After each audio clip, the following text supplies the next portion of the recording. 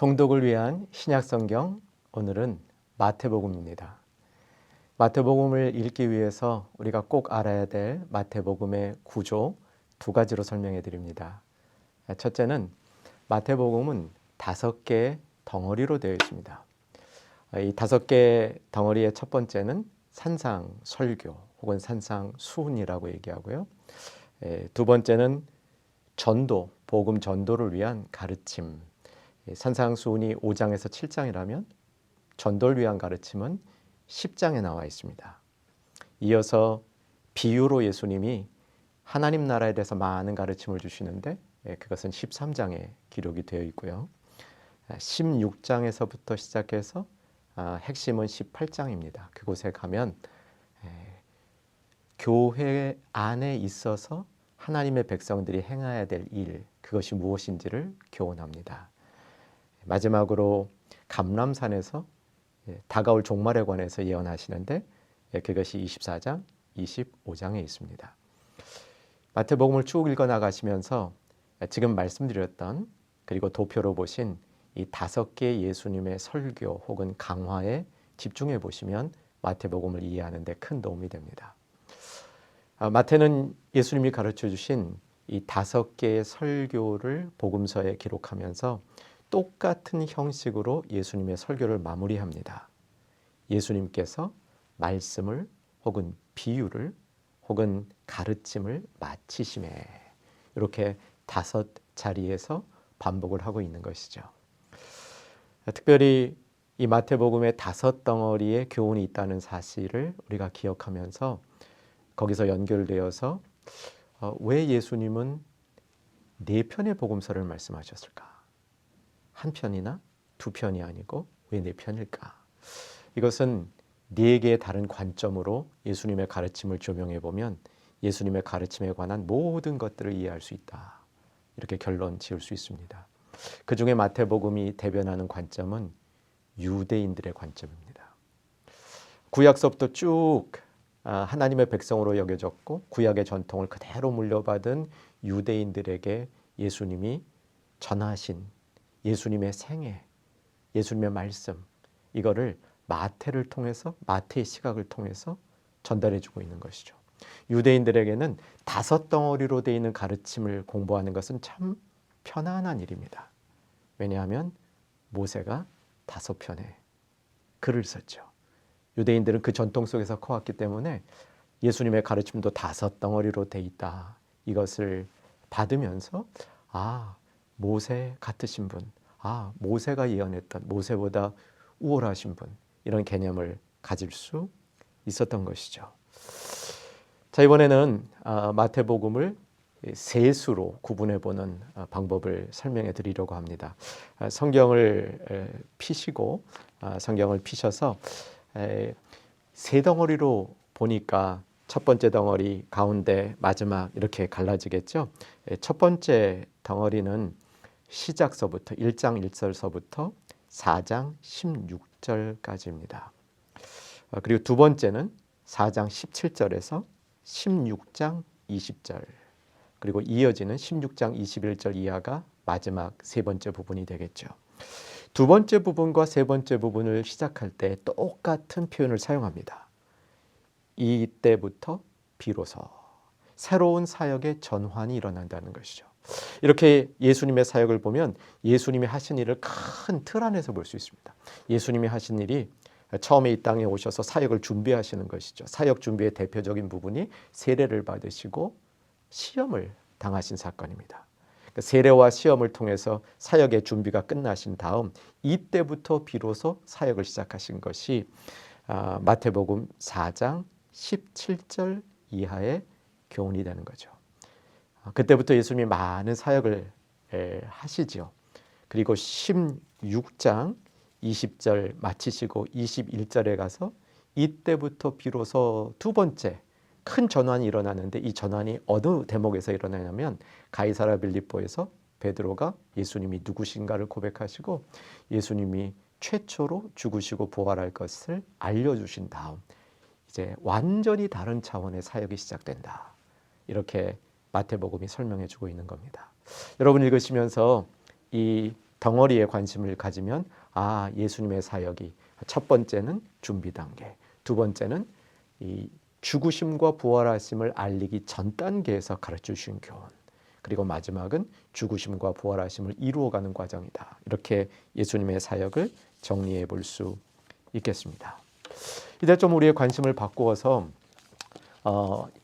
마태복음의 가장 중심적인 메시지가 교훈이 뭔가 살펴보려고 합니다. 이것과 연결해서 왜 신약 성경은 마태복음을 제일 앞에 두었을까? 제일 먼저 쓰여졌기 때문은 아닙니다. 우리 성도님들 기억하실 것은 신약 성경 중에 복음서는 서신서보다 뒤에 쓰여졌습니다. 모든 바울 서신은 복음서보다 먼저 쓰여졌다. 저는 그렇게 믿고 있습니다. 그럼 복음서 중에 마태복음이 제일 먼저냐? 그렇지 않습니다. 90% 이상의 신약학자들은 마가복음이 먼저 쓰여졌다. 그렇다면 왜 마태복음을 성경 순서상은 맨 앞에 두었을까?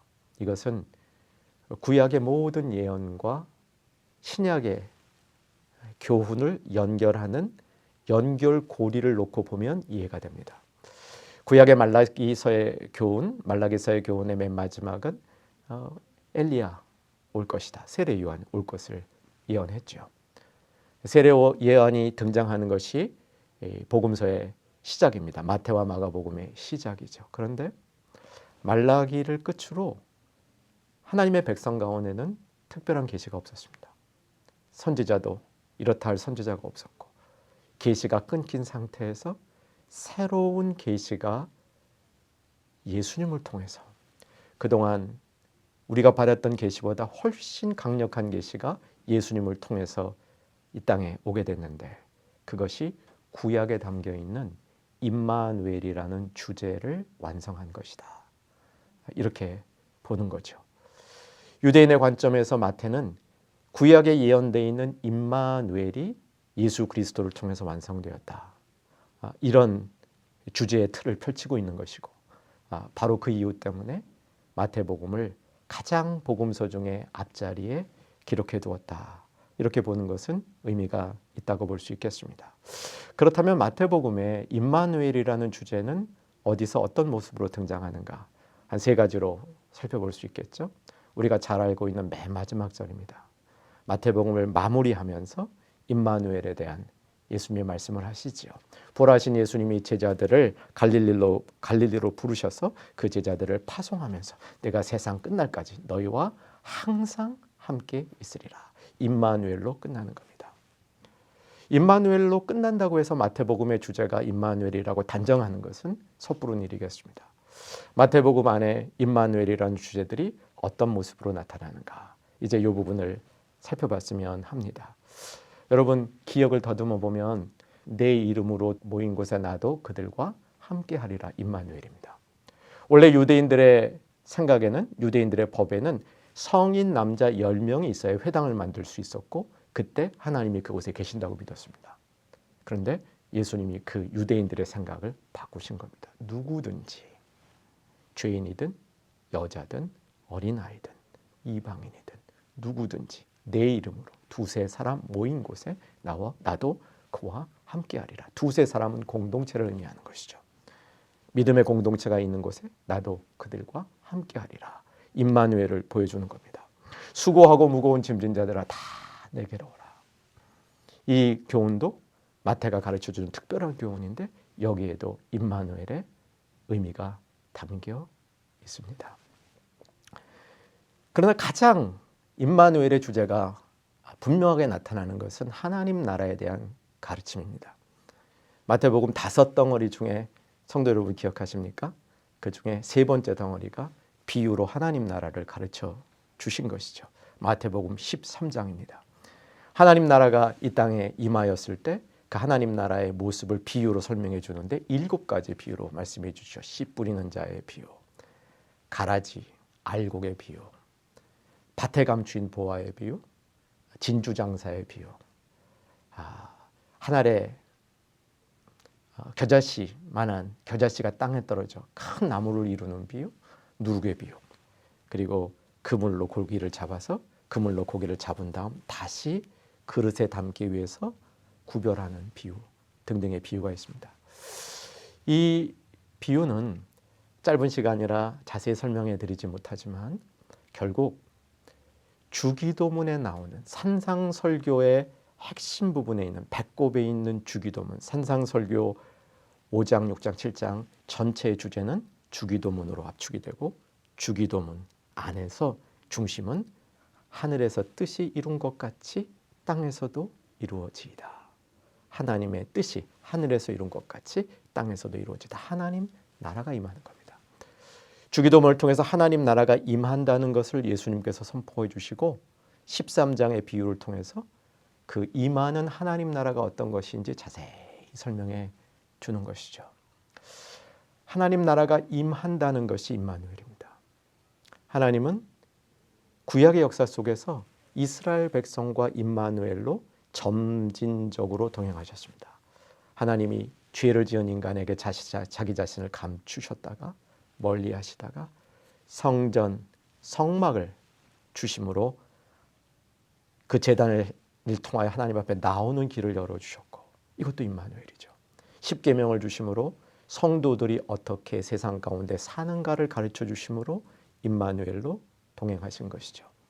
세상 왕국을 이루면서 그 왕국의 모형이 결국 하나님의 영원한 통치를 보여주심으로 임마누엘의 그림자들을 보여주시다가 이제 하늘에서 뜻이 이룬 것 같이 임마누엘도 땅에서도 하나님의 뜻이 이루어지는 그런 하나님과 함께하고 동행할 수 있는 임마누엘을 이루어 주시는 것이 하나님 나라 사역의 핵심인 겁니다. 그러므로 구약에 예언되어 있는 임마누엘이 예수 그리스도를 통해서 우리에게 실현되었다 함은 예수님을 통해서 하나님의 나라가 지금 이 땅에 임하였다. 이 교훈과 연결되어지는 교훈이라고 볼 수 있겠습니다. 이제 이 관점에서 여러분들 마태복음을 하나하나 읽어가시기 바랍니다.